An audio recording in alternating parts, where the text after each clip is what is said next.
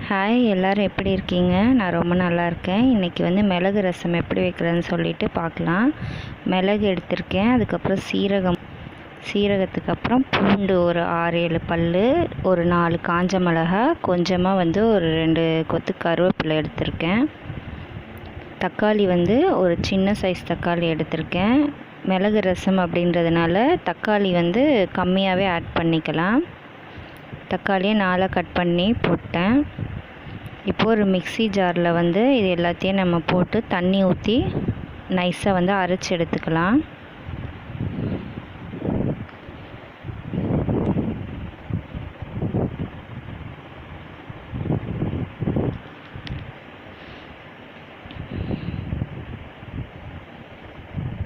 பாருங்கள், இந்த அளவுக்கு நம்ம எடுத்துக்கணும்.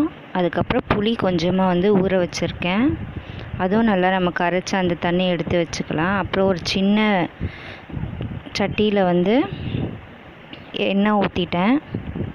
எண்ணெய் நல்லா சூடானதுக்கப்புறம் நம்ம அரைச்சி வச்சுருக்கோம் இல்லையா, அந்த மிளகு சீரகம் பேஸ்ட்டு, அந்த பேஸ்ட்டையும் நம்ம வந்து ஊற்றிக்கலாம்.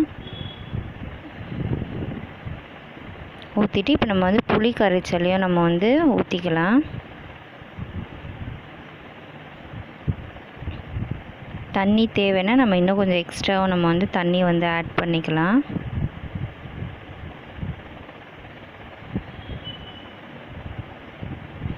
அதுக்கப்புறமா வந்து மஞ்சள் பொடி கொஞ்சமாக, பெருங்காயமும் வந்து நம்ம கொஞ்சம் நிறையவே நம்ம வந்து போட்டுக்கலாம். பெருங்காயம் கொஞ்சம் நிறைய இருந்துச்சுன்னா ரசத்துக்கு வந்து நல்லாயிருக்கும் வாசனையாக. தேவையான அளவு வந்து உப்பு, கொஞ்சமாக வந்து கொத்தமல்லி.